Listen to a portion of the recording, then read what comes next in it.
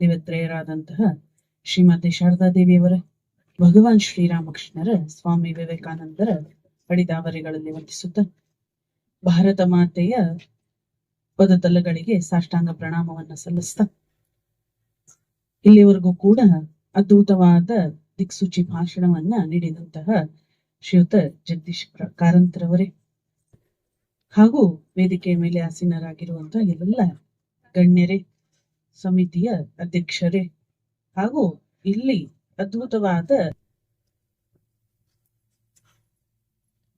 ಈ ಕಾರ್ಯವನ್ನ, ಈ ಒಂದು ಸಮಾವೇಶವನ್ನ ಹಮ್ಮಿಕೊಳ್ಳೋದಕ್ಕೆ ಹಗಲು ರಾತ್ರಿ ಹೇಳಿದ್ರಲ್ಲ ಸೈನಿಕರ ತರ ತಮ್ಮನ್ನ ತಾವು ತೊಡಗಿಸಿಕೊಂಡಂತಹ ಎಲ್ಲ ಕಾರ್ಯಕರ್ತರೇ, ತಾಯಂದಿರೇ, ಮಹನೀಯರೇ ಹಾಗೂ ಮುದ್ದು ಮಕ್ಕಳೇ, ಶ್ರೀಯುತ ಕಾರಂಜಿಯವರು ಹೇಳಿದ್ರು ಯಾವ ರೀತಿ ಒಂದು ಹಿಂದೂ ಧರ್ಮದ ಮೇಲೆ ಒಂದಿಷ್ಟು ಆಕ್ರಮಣಗಳು ಆಗ್ತಾ ಇದೆ ಅಂತ ಹೇಳಿ. ಹಿಂದಿನಿಂದ ಮೊದ್ಲಿಗೆ ಮೊಘಲರು ಬಂದ್ರು, ಅವರು ಮುಂದಿನಿಂದಾನೇ ಆಕ್ರಮಣ ಮಾಡಿದ್ರು, ನಾವು ಕೂಡ ಯುದ್ಧ ಮಾಡಿದ್ವಿ. ಶಿವಾಜಿ ಮಹಾರಾಜರಾಗ್ಲಿ, ಸಂಭಾಜಿ ಮಹಾರಾಜರಾಗ್ಲಿ, ಇನ್ನು ಅನೇಕ ಜನ ಅಲ್ಲಿ ಯುದ್ಧವನ್ನ ಮಾಡಿದ್ರು. ಆದ್ರೆ ಈಗ ಆಕ್ರಮಣ ಆಗ್ತಾ ಇರುವಂತದ್ದು ನಮ್ಮ ಹಿಂದ್ಗಡೆ. ನಮಗದು ಆಕ್ರಮಣ ಅಂತ ಹೇಳಿ ಗೊತ್ತಾಗ್ತಾ ಇದೆಯೋ ಇಲ್ವೋ ಅದು ಕೂಡ ಸ್ವಲ್ಪ ಸಂಶಯ ಬರ್ತಾ ಇದೆ ನನಗೆ. ಯಾಕಂತ ಹೇಳಿದ್ರೆ ನಾವೆಲ್ಲ ಅದನ್ನ ಬಹಳ ಸಲೀಸಾಗಿ ತಗೊಳ್ತಾ ಇದ್ದೇವೆ ನಾವು ಹಿಂದೂಗಳು ಅಂತ ಹೇಳಿ ನನಗೊಂದೊಂದ್ಸರಿ ಅನ್ನಿಸ್ತಾ ಇದೆ. ಅದರಿಂದ ಈ ಒಂದು ನಿಟ್ಟಿನಲ್ಲಿ ಮುಖ್ಯವಾಗಿ ಎಲ್ಲಾ ವಿಚಾರಗಳನ್ನ ಕಾರಂಜಿರವ್ರು ಹೇಳಿದ್ರು. ಆದ್ರೆ ಇದಕ್ಕೆ ಪೂರಕವಾಗಿ ನಾವು ಏನು ಮಾಡಬೇಕು ಹಂಗಿದ್ರೆ ಹಿಂದೂಗಳಾದ ನಾವು? ಹಿಂದೂ ರಾಷ್ಟ್ರ ಅಥವಾ ಭಾರತ ದೇಶ ಎಂಥದ್ದು ಅಂತಂದ್ರೆ ಸ್ವಾಮಿ ವಿವೇಕಾನಂದರು ಕೂಡ ಹೇಳ್ತಾರೆ, ಎಷ್ಟೋ ಒಂದಿಷ್ಟು ಆಕ್ರಮಣಗಳನ್ನ ತಡ್ಕೊಂಡು ಮತ್ತೂ ಕೂಡ ಮೇಲೆದ್ದಂತಹ ದೇಶ ನನ್ನ ಭಾರತ ಅಂತ ಹೇಳ್ತಾರೆ ಪಾಶ್ಚಾತ್ಯಕ್ಕೆ ಹೋದಂತಹ ಒಂದು ಸಂದರ್ಭದಲ್ಲಿ. ಹಾಗಿದ್ರೆ ಅಂಥ ಅದ್ಭುತವಾದ ಒಂದು ದೇಶ ನಮ್ದು, ಹೌದಾ? ವಿವೇಕಾನಂದರಂತಹ, ಚಂದ್ರಶೇಖರ್ ಆಜಾದ್ರಂತಹ, ಆಮೇಲೆ ಶಿವಾಜಿರಂತಹ ಅಂಥ ಒಬ್ಬ ಧೀಮಂತರನ್ನ ಇಡೀ ಜಗತ್ತಿನಲ್ಲಿ ಇಲ್ಲದೆ ಇರುವಂತಹವರನ್ನ ಕೊಟ್ಟಂತಹ ದೇಶ ನಮ್ಮದು, ಶೂರ ಧೀರರನ್ನ ಕೊಟ್ಟಂತಹ ದೇಶ ನಮ್ಮದು, ಹೌದಾ ಇಲ್ವೋ? ಹಾಗಿದ್ರೆ ಆ ರಕ್ತ ನಮ್ಮ ಹಿಂದೂಗಳದ್ದು ಅನ್ನುವಂಥದ್ದು. ಸ್ವಲ್ಪ ವಾಲ್ಯೂಮ್ ಕಡಿಮೆ ಮಾಡಬೇಕು. ಅದ್ರಿಂದ ಆ ರಕ್ತ ನಮ್ಮದು ಅನ್ನುವಂಥದ್ದು. ಹಾಗಿದ್ರೆ ಹಿಂದೂ ಅನ್ನುವಂಥದ್ದು ಹೇಳಿದ್ರಲ್ಲ, ಸಿಂಧೂ ನಾಗರಿಕತೆ, ನಾವೆಲ್ಲ ಹಿಂದೂಗಳು. ಹಾಗಿದ್ರೆ ಆ ರಕ್ತ ಪ್ರತಿಯೊಬ್ಬ ಹಿಂದೂಗಳಲ್ಲಿಯೂ ಕೂಡ ಇದೆ ಮತ್ತು ಅದು ಹರಿಲೇಬೇಕಾದದ್ದು, ಅದು ಎಚ್ಚೆತ್ತುಕೊಳ್ಳೇಬೇಕಾದದ್ದು. ಎಚ್ಚೆತ್ತುಕೊಂಡಂತಹ ಸಂದರ್ಭದಲ್ಲಿ ಇಡೀ ಜಗತ್ತು ಬೆರಗಾಗುವಂತಹ ಒಂದು ಅದ್ಭುತವನ್ನ ಮಾಡಿ ತೋರಿಸುವಂತಹದ್ದು ಹಿಂದೂ ರಕ್ತ ಅನ್ನುವಂಥದ್ದು. ಅದರಿಂದ ಅಂಥ ರಕ್ತ ನಮ್ದು ಭಾರತೀಯ. ಹಾಗಿದ್ರೆ ಇವತ್ತು ನಾವದನ್ನ ಮರೆತ್ವಾ? ನಾವದನ್ನ ಮರ್ತು ಬಿಟ್ವಾ? ಕೆಲವರು ಗೋಣ ಹಾಕ್ತಾ ಇದ್ದಾರೆ, ಇಲ್ಲ ಮರ್ತಿಲ್ಲ ಅಂತ ಹೇಳಿ. ಹಾಗಿದ್ರೆ ಈ ತರ ಒಂದು ಸಮಾಜದ ಪರಿಸ್ಥಿತಿ ಯಾಕೆ ಬಂತು? ಅದಕ್ಕೆ ಮೊದ್ಲಿಗೆ ಏನಪ್ಪಾ ಅಂತಂದ್ರೆ ಎಲ್ಲಾ ವಿಶಾಲವಾಗಿ ಜಗತ್ತಿಂದೆಲ್ಲ ವಿಚಾರಗಳನ್ನ ನಾವು ನೋಡಿದ್ವಿ. ಆದ್ರೆ ನಮ್ಮ ಹಿಂದೂ ಕುಟುಂಬಗಳಲ್ಲಿ ಯಾವ ರೀತಿಯಾದ ಒಂದು ವ್ಯವಸ್ಥೆ ಇರಬೇಕಾಗಿತ್ತೋ ಆ ವ್ಯವಸ್ಥೆಯನ್ನ ಇವತ್ತು ನಾವು ಕಾಣ್ತಾ ಇಲ್ಲ. ಒಂದು ಸಂಸ್ಕಾರ, ಸಂಸ್ಕೃತಿ, ಸನಾತನ ಧರ್ಮದ ಉಳಿವು, ಇದನ್ನೆಲ್ಲವನ್ನೂ ಕೂಡ ಮಾಡಿಕೊಂಡು ಅದನ್ನ ಉಳಿಸ್ಕೊಂಡು ಹೋಗುವಂತಹ ಜವಾಬ್ದಾರಿ ಯಾರಿಗಿದೆ ಅಂತಂದ್ರೆ ಪ್ರತಿಯೊಬ್ಬ ಹಿಂದುವಿಗೂ ಕೂಡ ಇದೆ. ಪ್ರತಿಯೊಬ್ಬ ಹಿಂದುವೂ ಕೂಡ ಅದನ್ನ ಮಾಡಬೇಕಾದದ್ದೇ. ಹಿಂದೂ ಅಂತಂದ್ರೆ ಯಾರು? ಬರೀ ಹಿಂದೂ ಧರ್ಮ ಅಂತನ ಅಲ್ಲ. ಹಿಂದೂ ಅಂತಂದ್ರೆ ಒಂದು ನೀರನ್ನ ಯಾರ್ಯಾರು, ಭಾರತದ ನದಿಗಳ ನೀರನ್ನ ಯಾರ್ಯಾರು ಕುಡಿತಾ ಇದ್ದಾರೋ, ಭಾರತದಲ್ಲಿ ಅನ್ನವನ್ನ ಯಾರ್ಯಾರು ತಿಂತಾ ಇದ್ದಾರೋ, ಭಾರತದ ಅನ್ನವನ್ನ, ಆ ಭಾರತದ ಒಂದು ಆ ಗಾಳಿಯನ್ನ ಯಾರ್ಯಾರು ಉಸಿರಾಡ್ತಾ ಇದ್ದಾರೋ ಅವರೆಲ್ಲರೂ ಕೂಡ ಹಿಂದೂಗಳೇ. ಅದಕ್ಕೆ ಯಾರು ಹೊರತಲ್ಲ. ಆದ್ರೆ ಇವತ್ತು ಏನಾಗ್ಬಿಟ್ಟಿದೆ, ನಮ್ಮ ಹಿಂದೂಗಳಲ್ಲಿ ಏನಾಗ್ಬಿಟ್ಟಿದೆ, ಒಗ್ಗಟ್ಟು ಇಲ್ಲ. ಹಿಂದೂಗಳಲ್ಲಿ ಒಗ್ಗಟ್ಟಿಲ್ಲ. ಬ್ರಿಟಿಷರು ಬಂದ್ರು, ಅದರ ಉಪಯೋಗವನ್ನ ತಗೊಂಡ್ರು. ಇನ್ನೊಬ್ರು ಬಂದ್ರು, ಅದರ ಉಪಯೋಗವನ್ನ ತಗೊಂಡ್ರು. ಹಾಗಿದ್ರೆ ಈಗಲೂ ಕೂಡ ನಾವು ಒಗ್ಗಟ್ಟಾಗ್ಲಿಲ್ಲ ಅಂತಂದ್ರೆ ಮೂರನೇದವರು ಬಂದು ಅದರ ಉಪಯೋಗವನ್ನ ತಗೊಳ್ತಾರೆ. ಮತ್ತೆ ಯಾರ್ದೋ ಒಂದು ಕೈಯಲ್ಲಿ ನಾವು ಇರಬೇಕಾಗ್ತದೆ. ಇದು ಎಚ್ಚರಿಕೆ ಗಂಟೆ, ಎಚ್ಚರಿಕೆ ಗಂಟೆ. ಅದರಿಂದ ಮಾಡಬೇಕಾದದ್ದೇನು ಅಂತಂದ್ರೆ ಮುಖ್ಯವಾಗಿ ನಮ್ಮ ತಾಯಂದಿರು ಮಾಡಬೇಕಾದದ್ದೇನಪ್ಪ ಅಂತಂದ್ರೆ ಮಕ್ಕಳಲ್ಲಿ ಸಂಸ್ಕಾರವನ್ನ ಆ ಬೀಜವನ್ನ ಬಿತ್ತುವಂಥದ್ದು. ಹಾಗಿದ್ರೆ ತಾಯಿಗ್ ಮಾತ್ರ ಹೇಳ್ತಾ ಇದ್ದಾರೆ, ಮಾತಾಜಿ ನಮಗೇನು ಕರ್ತವ್ಯ ಇಲ್ಲೇನು ಅಂತ ಹೇಳಿ ಅನ್ಕೊಳ್ಬಹುದು. ಆದ್ರೆ ಪಾಲಕರಿಬ್ಬರೂ ಕೂಡ ಮನೆಯಲ್ಲಿ ಎಂಥ ವಾತಾವರಣ ಇರಬೇಕು ಅಂತಂದ್ರೆ ಆ ಮಗುವಿಗೆ ಹೇಳ್ಕೊಡ್ಬೇಕು. ಹುಟ್ಟಿದಾಗಿನಿಂದ ತಾಯಂದಿರು ಗರ್ಭದಲ್ಲಿ ಇರುವಾಗಲೇ ಹೇಳ್ಕೊಡ್ಬೇಕು. ಅದಕ್ಕೆ ಏನು ಅಂತಂದ್ರೆ, ಯಾರಪ್ಪ ನೀನೊಬ್ಬ ಹಿಂದೂ. ಅರ್ಥ ಆಯ್ತು?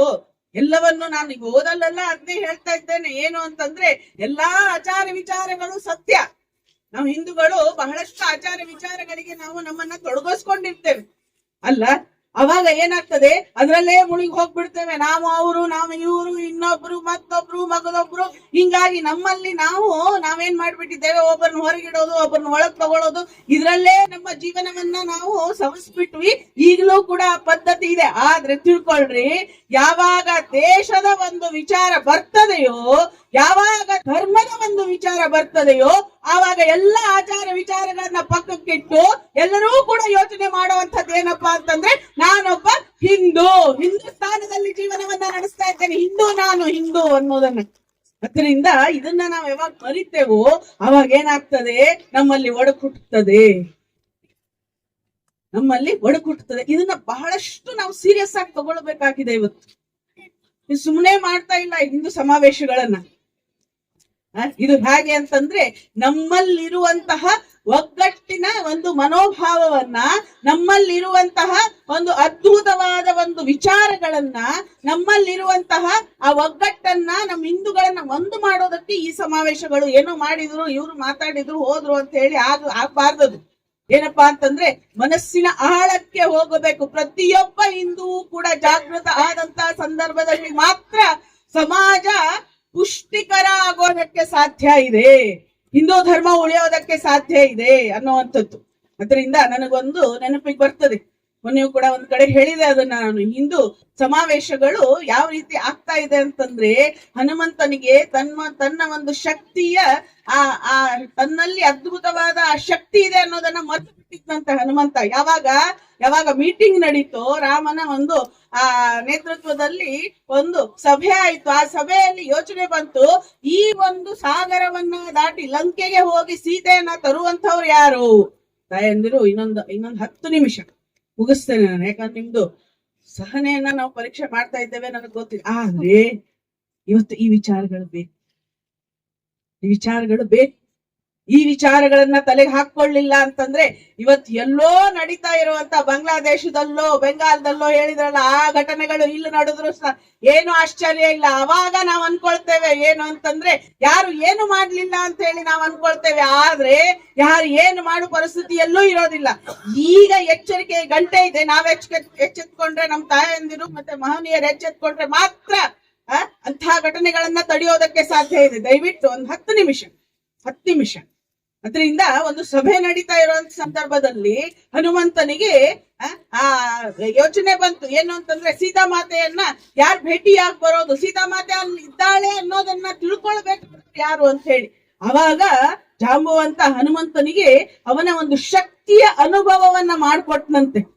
ಶಕ್ತಿ, ನಿನ್ನಲ್ಲಿ ಅದ್ಭುತವಾದ ಒಂದು ಶಕ್ತಿ ಇದೆ ಹನುಮಂತ. ಈ ಸಾಗರವನ್ನ ದಾಟಿ ಸೀತಾಮಾತೆಯನ್ನ ಕಂಡುಕೊಂಡು ಬರುವಂತಹ ಶಕ್ತಿ ಯಾರಲ್ಲಿದೆ? ನಿನ್ನಲ್ಲಿ ಮಾತ್ರ ಇದೆ. ಆದ್ರಿಂದ ಹಾರು ಸಮುದ್ರವನ್ನ ಅಂದ ತಕ್ಷಣನೇ ಆ ಹನುಮಂತನಿಗೆ, ಆಂಜನೇಯನಿಗೆ ತನ್ನ ಒಂದು ಶಕ್ತಿಯ ಒಂದು ಆ ಅನುಭವ ಏನಾಯ್ತು, ಅವಾಗ ಇಡೀ ಆ ಸಮುದ್ರವನ್ನೇ ಹಾರ್ಬಿಟ್ಟ ಅಲ್ಲ. ಅದೇ ರೀತಿ ಏನಾಗ್ತಾ ಇದೆ ಇವತ್ತು ಹಿಂದೂ ಸಮಾವೇಶಗಳು ಎಲ್ಲೆಲ್ಲಿ ಆಗ್ತಾ ಇದೆಯೋ, ಅದು ಎಲ್ಲವೂ ಕೂಡ ನಮ್ಮಲ್ಲಿ ಅಡಗಿರುವಂತಹ ಅದ್ಭುತ ಶಕ್ತಿಯನ್ನ ಜಾಂಬವಂತ ಯಾವ ತರ ಆಂಜನೇಯನಲ್ಲಿ ಅದನ್ನ ಆ ಒಂದು ಶಕ್ತಿಯನ್ನ ಅವನಿಗೆ ಗುರುತು ಮಾಡಿದ್ನೋ, ಅದೇ ರೀತಿ ನಮ್ಮಲ್ಲಿ ಅಡಗಿರುವಂತಹ ಅದ್ಭುತ ಶಕ್ತಿಯನ್ನ ಈ ಹಿಂದೂ ಸಮಾವೇಶಗಳು ಇವತ್ತು ಎಚ್ಚರಗೊಳಿಸ್ತಾ ಇದೆ. ಅರ್ಥ ಆಯ್ತು? ಅದರಿಂದ ಈ ಹಿಂದೂ ಸಮಾವೇಶಗಳು ಹೇಳಿದ್ರು, ಇನ್ನೂ ಹೆಚ್ಚಾದ್ರೂ ಚಿಂತೆ ಇಲ್ಲ. ಯಾಕಂತ ಹೇಳಿದ್ರೆ ಎಲ್ಲಾರು ಒಂದ್ ಕಡೆ ಸೇರ್ತೇವೆ. ಅದ್ಭುತವಾಗಿ ಒಂದು ಶೋಭಾಯಾತ್ರೆಯನ್ನ ಮಾಡ್ತೇವೆ, ಹೌದಾ ಇಲ್ವೋ? ಈ ಒಗ್ಗಟ್ಟನ್ನ ನೋಡೋದಕ್ಕೆ, ಮತ್ತೆ ಈ ಒಗ್ಗಟ್ಟು ಸುಮ್ಮನೆ ಈಗಿನ ಮಾತ್ರಕ್ಕೆ ಮಾತ್ರ ಆಗಬಾರದು. ಎಲ್ಲಿಯೂ ಕೂಡ ಹಿಂದೂಗಳಿಗೆ ತೊಂದರೆ ಆಗ್ತಾ ಇದೆಯೋ, ಯಾವ ಹಿಂದೂಗೂ ಕೂಡ ತೊಂದರೆ ಆದ್ರೆ ನಾವೆಲ್ಲರೂ ನಿಮ್ ಜೊತೆಗೆ ಇದ್ದೇವೆ ಅನ್ನುವಂತಹ ಒಂದು ಮನೋಭಾವ ನಮ್ಮಲ್ಲಿ ಬೆಳಿಬೇಕು ಅನ್ನುವಂಥದ್ದು ಇದು ಒಂದು. ಮತ್ತಿನ್ನೊಂದೇನಪ್ಪಾ ಅಂತಂದ್ರೆ ಕುಟುಂಬ ಒಂದು ಸಂಸ್ಕಾರ, ಕುಟುಂಬ ಸಂಸ್ಕಾರ. ತಾಯಂದರಿಗೆ ಮುಖ್ಯವಾಗಿ ಹೇಳ್ಬೇಕಾದದ್ದು ನಾನೇನಪ್ಪಾ ಅಂತಂದ್ರೆ, ಮಕ್ಕಳಿಗೆ ಮುಖ್ಯವಾಗಿ ತಂದೆ ತಾಯಂದರು ಹೆಣ್ಣು ಮಕ್ಕಳಿಗೆ ಒಳ್ಳೆ ಸಂಸ್ಕಾರವನ್ನ ಇವತ್ತು ಕೊಡಬೇಕಾಗಿದೆ. ಉನ್ನತ ಗುರಿಗಳನ್ನ ಕೊಡಬೇಕಾಗಿದೆ. ಆಮೇಲೆ ಒಳ್ಳೆ ಒಳ್ಳೆ ಉನ್ನತವಾದ ತಾಯಂದಿರನ್ನ ಸಮಾಜಕ್ಕೆ ಇವತ್ತು ಕೊಡಬೇಕಾಗಿದೆ. ಯಾಕಂತ ಒಂದ್ 10 PhD ಗಳನ್ನ ತೆಗೆದುಕೊಂಡವರು ಡಾಕ್ಟರ್ ಎಂಜಿನಿಯರ್ ಗಳನ್ನ ಅಂತ ಹೇಳಿ ಅಲ್ಲ ನಾನು ಹೇಳ್ತಾ ಇರುವಂತದ್ದು.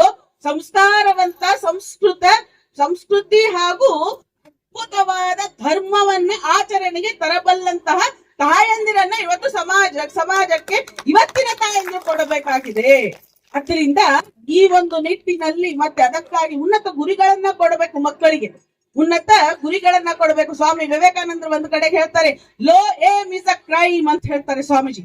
Low aim is a crime ಅಂತ ಹೇಳಿ ಅಂತಂದ್ರೆ ಆ ಒಂದು ಸಣ್ಣ ಪುಟ್ಟ ಗುರಿಗಳೆಲ್ಲ ಏನಪ್ಪಾ ಅಂತಂದ್ರೆ ಅದು ಒಂದು ಕ್ರೈಮ್ ಅನ್ನ ಮಾಡಿದ ಉಪಾಧಿಯಲ್ಲಿ ಅದು ಒಂದು ವಿಷ ಅಂತ ಹೇಳ್ತಾರೆ ಸ್ವಾಮೀಜಿ. ಆದ್ರಿಂದ ಆ ಒಂದು ನಿಟ್ಟಿನಲ್ಲಿ ತಂದೆ ತಾಯಂದಿರು ಇವತ್ತು ಆದರ್ಶವನ್ನ ಕೊಡಬೇಕು. ಮೊದಲನೇದಾಗಿ ಒಂದು ಆದರ್ಶವನ್ನ ಕೊಡಬೇಕು. ಯಾವ ಆದರ್ಶವನ್ನ ಕೊಡ್ತೀರಿ? ಹಾಗಿದ್ರೆ ಯಾರು ಉನ್ನತವಾಗಿ ಡಾಕ್ಟರ್ ಆಗಿದ್ದಾರೋ, ಯಾರು ಹೆಚ್ಚು ಆ ಒಂದು ಏನು ಆ ಮನೆಯನ್ನ ಅಂತಂದ್ರೆ ಹಣವನ್ನ ಗಳಿಸ್ತಾ ಇದ್ದಾರೋ, ಅಥವಾ ಯಾರು ಇಂಜಿನಿಯರ್ ಆಗಿದ್ದಾರೋ ಅವರು ಸರ್ಕಾರಕ್ಕೆ ಮೋಸ ಮಾಡ್ತಾ ಇದ್ದಾರೋ, ಚೆನ್ನಾಗಿ ದುಡಿದು ಸಂಬಳಕ್ಕಿಂತ ಗಿಂಬಳವನ್ನ ತಗೊಂಡು ತಮ್ಮ ಜೀವನವನ್ನ ನಡೆಸ್ತಾ ಇದ್ದಾರೋ ಅಂತ ಆದರ್ಶವನ್ನ ಕೊಡ್ತೀರೋ, ಅಥವಾ ಸರ್ ಎಂ ವಿಶ್ವೇಶ್ವರಯ್ಯನವರು ಅವರ ಜೀವನದ ಒಂದು ಘಟನೆಯನ್ನ ಹೇಳ್ತೇನೆ. ಎಷ್ಟು ಪ್ರಾಮಾಣಿಕವಾದ ರಕ್ತ ನಮ್ಮ ಭಾರತೀಯರದು ಅಂತಂದ್ರೆ, ಎಂ ವಿಶ್ವೇಶ್ವರಯ್ಯನವರು 2 ಕ್ಯಾಂಡಲ್ಗಳನ್ನ ಇಟ್ಕೊಂಡಿದ್ರಂತೆ. 2 ಕ್ಯಾಂಡಲ್ಗಳು. ಒಂದು ಕ್ಯಾಂಡಲ್ ಅನ್ನ ಸಾಯಂಕಾಲ 6 ಗಂಟೆವರೆಗೂ ಬಳಸ್ತಿದ್ರಂತೆ, ಇನ್ನೊಂದನ್ನ ಆಮೇಲೆ 6 ಗಂಟೆ ಮೇಲೆ ಬಳಸ್ತಿದ್ರಂತೆ. ಒಬ್ರು ಕೇಳಿದ್ರಂತೆ, ಹೌದು ಯಾಕೆ ನೀವು ಈ ತರ ಮಾಡ್ತೀರಿ ಅಂತ ಕೇಳುವಂತ ಸಂದರ್ಭದಲ್ಲಿ ಎಂ ವಿಶ್ವೇಶ್ವರಯ್ಯನವರು ಹೇಳ್ತಾರೆ, ಅದು ಬೆಳಿಗ್ಗೆಯಿಂದ ಸಾಯಂಕಾಲದವರೆಗೂ ಅದು ಆಫೀಸಿನ ಕೆಲಸ, ಹೌದು ಕಚೇರಿಯ ಕೆಲಸ, ಅದು ಗೌರ್ಮೆಂಟಿನ ಕೆಲಸ. ಆದ್ರೆ 6 ಗಂಟೆ ಮೇಲೆ ನನ್ನ ಸ್ವಂತದ ಕಾರ್ಯ ಅದು. ಆದ್ರಿಂದ ನನ್ನ ಸ್ವಂತದ ದುಡ್ಡಿನಿಂದ ಆ ಕ್ಯಾಂಡಲ್ ಅನ್ನ ತಗೊಂಡು ನಾನು ಬಳಸ್ತಾ ಇದ್ದೇನೆ. ಅದರಿಂದ ಇದು ನನ್ನ ಸ್ವಂತ ಕೆಲಸ. ಆದ್ರಿಂದ ನಾನು ಇಲ್ಲಿ ಈ ಒಂದು ಗವರ್ಮೆಂಟ್ ಕೊಟ್ಟಂತಹ, ಸರ್ಕಾರ ಕೊಟ್ಟಂತಹದನ್ನ ನಾನು ಬಳಸೋದಕ್ಕೆ, ಅದರ ಒಂದು ಆ ಒಂದು ಹಣವನ್ನ ನಾನು ಬಳಸೋದಕ್ಕೆ ಇಚ್ಛೆ ಪಡೋದಿಲ್ಲ ಅಂತ ಹೇಳ್ತಾರೆ ಸರ್ ಎಂ ವಿಶ್ವೇಶ್ವರಯ್ಯನವರು. ಹಾಗಿದ್ರೆ ಈ ಆದರ್ಶವನ್ನ ಕೊಡ್ತೀವಿ, ಯೋಚನೆ ಮಾಡಿ. ಅರ್ಥ ಆಯ್ತು? ಅದರಿಂದ ಮಕ್ಕಳಿಗೆ ಪ್ರಾಮಾಣಿಕತೆಯನ್ನ ಕಲಿಸಿ. ಹಾಗಿದ್ರೆ ಅದ್ಭುತವಾದ ಸೈನಿಕರಾಗಿ ಹೋಗಿದ್ದಾರೆ ನಮ್ಮ ದೇಶದಲ್ಲಿ. ಹೌದು, ಅದ್ಭುತವಾದ ಆದರ್ಶ ವ್ಯಕ್ತಿಗಳಾಗಿ ಹೋಗಿದ್ದಾರೆ. ಬಹುಶಃ ಇವತ್ತು ಇನ್ನೊಂದು ಹೇಳ್ತೇನೆ ನಾನು, ಇವತ್ತು ಮೊಬೈಲಿನ ಗೀಳು ಬಹಳ ಆಗ್ಬಿಟ್ಟಿದೆ, ಓದೋದು ಕಡಿಮೆ ಆಗ್ಬಿಟ್ಟಿದೆ, ಹೌದಾ ಇಲ್ವೋ? ಅದರಿಂದ ಯಾವಾಗ ನೋಡಿದ್ರು ಕೂಡ ಮೊದಲಿಗೆ ಏನ್ ಮಾಡ್ತಾ ಇದ್ರು, ಈ ಬಿಡುವಿನ ಸಮಯದಲ್ಲಿ ಓದ್ತಾ ಇತ್ತು. ಇವತ್ತು ಏನಾಗ್ಬಿಟ್ಟಿದೆ, ಮೊಬೈಲಿನ ಒಂದು ವಿಚಾರ ಮೊಬೈಲ್ ಬಂದಿದ್ರಿಂದ ಏನಾಗ್ಬಿಟ್ಟಿದೆ, ಫ್ರೀ ಟೈಮ್ ಅಲ್ಲಿ ಏನ್ ಮಾಡೋದು ಆಗ್ಲೇ ಒಬ್ರು ಮಾಡ್ಕೊಳ್ತಾ ಇದ್ರು. ನನಗೆ ಬಹಳ ಬೇಜಾರಾಯ್ತು. ಏನಪ್ಪಾ ಅಂತಂದ್ರೆ, ಇಲ್ಲಿ ಇಷ್ಟು ಅದ್ಭುತವಾದ ವಿಚಾರಗಳನ್ನ ವೇದಿಕೆಯ ಮುಖಾಂತರ ಹೇಳಲಾಗ್ತಾ ಇದೆ, ಅವರು ಸೆಲ್ಫಿಯನ್ನ ತಕ್ಕೊಳ್ತಾ ಇದ್ದಾರೆ. ಇದು ಸರಿನಾ? ಇಲ್ಲೇ ನಡೆದಂತಹ ಘಟನೆ. ಇರ್ಲಿ, ನನಗೆ ಈ ಊರು ಜನರ ಬಗ್ಗೆ ನಾನು ಬೇಜಾರಿಲ್ಲ, ಆದ್ರೆ ಅವರು ಮಾಡಿ ಇದು ಯಾವುದೇ ಊರಲ್ಲಾದ್ರೂ ಕೂಡ ನಾನು ಸ್ವಲ್ಪ ಸ್ಟ್ರೇಟ್ ಫಾರ್ವರ್ಡ್ ಆಗಿ ಹೇಳುವಂತದ್ದು ನಮ್ದು ಅಭ್ಯಾಸ. ಯಾಕಂದ್ರೆ ಸ್ವಾಮಿ ವಿವೇಕಾನಂದರು ಹಿಡ್ಕೊಂಡವ್ರು ನಾವು, ಹೌದಾ ಇಲ್ವೋ? ಅದರಿಂದ ಅದು ಸರಿನಾ? ಹೀಗಿದ್ರೆ ಮೊಬೈಲಿನ ಗೀಳು ಅಲ್ಲಿ ತನ ಬಂದು ಬಿಡ್ತಾ, ಯಾವಾಗ ದೇಶದ ವಿಚಾರ, ಧರ್ಮದ ವಿಚಾರ, ಸಂಸ್ಕೃತಿಯ ವಿಚಾರ ಬಂದಾಗ್ಲೂ ಕೂಡ ಆ ಮೊಬೈಲ್ ಅಡ್ಡು ಬರ್ತದೆ ಅಂತಂದ್ರೆ, ಆ ಮೊಬೈಲಿಗೆ ನಾವೆಷ್ಟು ಅಡಿಕ್ಟ್ ಆಗ್ಬಿಟ್ಟಿದ್ದೇವೆ ಅನ್ನುವಂಥದ್ದನ್ನ ಯೋಚನೆ ಮಾಡಬೇಕಾದದ್ದಲ್ಲ, ಹೌದಾ ಇಲ್ವೋ? ಅದರಿಂದ ಮಹನೀಯರೇ ಹಾಗೂ ತಾಯಂದಿರೇ ಯೋಚನೆ ಮಾಡಿ. ಇವತ್ತು ಚಿಕ್ಕ ಚಿಕ್ಕ ಮಕ್ಕಳನ್ನ ಆಶ್ರಮಕ್ಕೆ ತಗೊಂಡ್ ಬರ್ತಾರೆ, ಹೌದು. ಆಶ್ರಮಕ್ಕೆ ಕರ್ಕೊಂಡು ಬಂದು ಹೇಳ್ತಾರೆ, ಮಾತಾಜಿ ಮೊಬೈಲ್ ಅನ್ನೇ ಬಿಡೋದಿಲ್ಲ ಈ ಮಗು, ಮೊಬೈಲ್ ಅಲ್ಲೇ ಇರ್ತಾಳೆ ಅಂತ ಹೇಳಿ. ಹಾಗಿದ್ರೆ ಆ ಸಂಸ್ಕಾರ ಹಾಕಿದವ್ರು ಯಾರು? ನೀವೇ. ಹೌದಾ ಇಲ್ವೋ? ಜೋರಾಗಿ ಉತ್ತರ ಬೇಕು ನನಗೆ. ನೋಡ್ರಿ, ಯಾರು ಹಾಕಿದ್ರು ಆ ಗೀಳನ್ನ ಮಕ್ಕಳಿಗೆ? ಪ್ರಹ್ಲಾದ. ಎಷ್ಟು ಅದ್ಭುತವಾದ ಉದಾಹರಣೆ ಇದು ನೋಡ್ರಿ. ಪ್ರಹ್ಲಾದ ಭಾಗವತವನ್ನ ಕೇಳಿದ, ಅವನು ಅದ್ಭುತವಾದ ಹರಿಭಕ್ತನಾದ, ಅಸುರರ ವಂಶದಲ್ಲಿ ಹುಟ್ಟಿದಂತಹ ಪ್ರಹ್ಲಾದ ಅವನು ಅದ್ಭುತವಾದ ಹರಿಭಕ್ತನಾದ. ಯಾಕೆ? ತಾಯಿಯ ಗರ್ಭದಲ್ಲಿರುವಾಗ ನಾರದರಿಂದ ಭಾಗವತವನ್ನ ಕೇಳಿದಂತಹ ಪ್ರಹ್ಲಾದ ಹರಿಭಕ್ತನಾದ. ಹೌದೋ ಇಲ್ವೋ? ಹಾಗಿದ್ರೆ ತಾಯಿಯ ಗರ್ಭದಲ್ಲಿರುವಾಗ ತಾಯಿ ಮೊಬೈಲ್ ಅನ್ನ ಹಿಡಿದ್ರೆ ಮೊಬೈಲ್ ಸಂಸ್ಕಾರ ಆಗ್ತದೆಯೋ ಇಲ್ವೋ? ಮೊಬೈಲ್ ಅನ್ನ ಬಿಡ್ತದೆಯೋ ಮಗು? ಬಿಡೋದಿ. ಅದರಿಂದ ಮಕ್ಕಳ ತಪ್ಪಲ್ಲ. ಸಂಸ್ಕಾರ ಯಾರು ಅದರಲ್ಲಿ ಬಿತ್ತುತ್ತಾರೋ, ಯಾವ ಬೀಜವನ್ನ ನೀವು ಅವರಲ್ಲಿ ಬಿತ್ತುತ್ತೀರೋ ಅದೇ ಮರವನ್ನ ಪಡ್ಕೋತೀರಿ, ಅದೇ ಫಲವನ್ನ ಪಡಿತೀರಿ. ಅದರಿಂದ ಎಚ್ಚರಿಕೆಯಿಂದಿರಬೇಕು. ಮುಖ್ಯವಾಗಿ ತಾಯಂದಿರು ಬಹಳ ಎಚ್ಚರಿಕೆಯಿಂದಿರ್ಬೇಕು. ಯಾಕಂತ ಹೇಳಿದ್ರೆ ಜೀಜಾಬಾಯಿ ಶಿವಾಜಿಯನ್ನ ಯಾವ ತರ ಬೆಳೆಸಿದ್ಲು, ಒಂದೊಂದು ತುತ್ತು ಹಾಕುವಾಗ್ಲೂ ಕೂಡ ಜೀಜಾಬಾಯಿ ಹೇಳ್ತಿದ್ಲಂತೆ, ಶಿವಾಜಿ ಹಿಂದವಿ ಸಾಮ್ರಾಜ್ಯವನ್ನ ಕಟ್ಟಬೇಕು. ಕಟ್ತೇನೆಮ್ಮ. ಕುದುರೆ ಮೇಲೆ ಕೂತ್ಕೊಳ್ಬೇಕು, ಹೌದು ಕೂತ್ಕೊಳ್ತೇನೆ. ಗುರುಸವಾರಿ ಕಲಿಬೇಕು, ಹೌದು ಕಲಿತೇನೆ. ಕತ್ತೆ ವರ್ಷ ಕಲಿಬೇಕು, ಹೌದು ಕಲಿತೇನೆ. ಶಿವಾಜಿ ನೀನ್ ಏನ್ ಮಾಡ್ತೀಯೋ ಬಿಡ್ತೀಯೋ, ಹಿಂದವಿ ಸಾಮ್ರಾಜ್ಯದ ಒಂದು ಕನಸನ್ನ ನನಸಾಗಿ ಮಾಡ್ಬೇಕಪ್ಪ ಅಂತ ಹೇಳಿದವ ಮಗು ಹೇಳ್ತದೆ, ಹೌದಮ್ಮ ಮಾಡ್ತೇನೆ. ಮುಂದೆ ಶಿವಾಜಿ ನಮಗ್ ಹಿಂದವಿ ಸಾಮ್ರಾಜ್ಯವನ್ನ ಕಟ್ಟಿದಂತಹ ಶಿವಾಜಿಯ ಶಕ್ತಿ, ಶಿವಾಜಿಯ ಎಷ್ಟೋ ಅಷ್ಟೇ ಜೀಜಾಬಾಯಿ ಆ ಒಂದು ಗುರಿಯನ್ನ ಶಿವಾಜಿ ಕೊಟ್ಲು ಅಂತ ಹೇಳಿ ನಮಗೆ ಹಿಂದವಿ ಸಾಮ್ರಾಜ್ಯ ಸಿಗೋದಕ್ಕೆ ಸಾಧ್ಯ ಆಯ್ತು, ಕಟ್ಟೋದಕ್ಕೆ ಸಾಧ್ಯ ಆಯ್ತು ಶಿವಾಜಿ ಆ ಕನಸನ್ನ ಕಟ್ಟಿದ್ದಕ್ಕೆ. ಅದೇ ರೀತಿ ತಾಯಿ ಭುವನೇಶ್ವರಿ ದೇವಿ ಸ್ವಾಮಿ ವಿವೇಕಾನಂದರಿಗೆ ನೀನು ಅದ್ಭುತವಾದ ಧರ್ಮವನ್ನ ನಡೆಸುವಂತಹ ಒಬ್ಬ ಸಾರೋಟ್ವಾಲ ಆಗು ಅಂತ ಹೇಳಿ ಆ ಒಂದು ಗುರಿಯನ್ನ ಕೊಟ್ಟಿದ್ದಕ್ಕೆ ನಮಗೆ ಸ್ವಾಮಿ ವಿವೇಕಾನಂದರು ಸಿಕ್ಕರು. ಮುಂದೆ ಯಾವ ಬ್ರಿಟಿಷರು ನಮ್ಮನ್ನು ಹೇಳಿದ್ರಲ್ಲ, ನಮ್ಮನ್ನ ಹವಾಡಿಗರ ದೇಶ, ಅನಾಗರಿಕರ ದೇಶ, ಭಾರತೀಯರಿಂದ ಏನೂ ಕೂಡ ಸಾಧ್ಯ ಇಲ್ಲ ಅನ್ನುವಂತ 3,000 to 4,000 ಜನ ಬ್ರಿಟಿಷರ ಎದುರುಗಡೆ ಇಡೀ ಹಿಂದೂ ಧರ್ಮದ ಸಾರವನ್ನ ತೆಗೆದಿಟ್ಟಂತಹ ಸಿಡಿಲ ಸಂತ ಆಯ್ತು. ಆದ್ದರಿಂದ ಈಗ ಸಮಯ ಬಂದಿದೆ.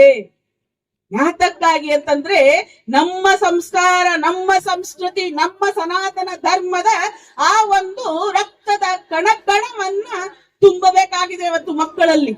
ಇನ್ ಯಾರು ಅಂತಂದ್ರೆ ದಯವಿಟ್ಟು ನಿಮ್ಮ ಪೂಜೆ ಪುನಸ್ಕಾರಗಳಿಗೆ ಮಾತ್ರ ಕುಲ ಗೋತ್ರ ನಕ್ಷತ್ರ ಏನೇನಿದೆಯೋ ಎಲ್ಲ ಇಟ್ಕೊಳ್ಳಿ. ಯಾಕಂತ ಹೇಳಿ ಸ್ವಾಮೀಜಿ ಅವಾಗ ಕರೆ ಕೊಟ್ಟಿದ್ರು, ಏನಂತ ಹೇಳಿ ಸ್ವತಂತ್ರಕ್ಕಿಂತ ಮುಂಚೆ ಸ್ವಾಮಿ ವಿವೇಕಾನಂದರು ಕರೆ ಕೊಟ್ಟಿದ್ರು, ಎಲ್ಲಾ ದೇವತೆಗಳನ್ನ ಕಟ್ಟಿ ಸಮುದ್ರಕ್ಕೆ ಎಸೆದು ಬರೀ ಭಾರತ ಮಾತೆ ಅಂತ ಹೇಳಿ ಪೂಜೆ ಮಾಡಿ ಅಂತ ಹೇಳಿ. ಸ್ವಲ್ಪ ದಿವಸಕ್ಕೆ ಸ್ವತಂತ್ರ ಸಿಕ್ಕಿಬಿಡ್ತು. ಇವತ್ತು ಸ್ವಾಮಿ ವಿವೇಕಾನಂದರ ಮಾತುಗಳಲ್ಲೇ ಹೇಳ್ಬೇಕು ಅಂತಂದ್ರೆ ಎಲ್ಲಾ ಕುಲ ಗೋತ್ರ ನಕ್ಷತ್ರ ಏನೇನಿದೆಯೋ ಎಲ್ಲವನ್ನೂ ಕೂಡ ನಿಮ್ಮ ಮನೆಯ ಆಚಾರ ವಿಚಾರಗಳಿಗೆ ಸೀಮಿತವಾಗಿ ಇಟ್ಕೊಳ್ಳಿ. ಆದ್ರೆ ಯಾವಾಗ ಭಾರತ ಅಂತ ಬರ್ತದೆಯೋ, ಯಾವಾಗ ಹಿಂದೂ ಧರ್ಮ ಅಂತ ಬರ್ತದೆಯೋ, ಯಾವಾಗ ಹಿಂದೂಗಳ ಒಗ್ಗಟ್ಟು ಅಂತ ಹೇಳಿ ಬರ್ತದೆಯೋ, ಎಲ್ಲವನ್ನೂ ಕೂಡ ಪಕ್ಕಕ್ಕಿಟ್ಟು ಮಕ್ಕಳಿಗೆ ಏನ್ ಹೇಳ್ಕೊಡ್ಬೇಕು? ನಾನು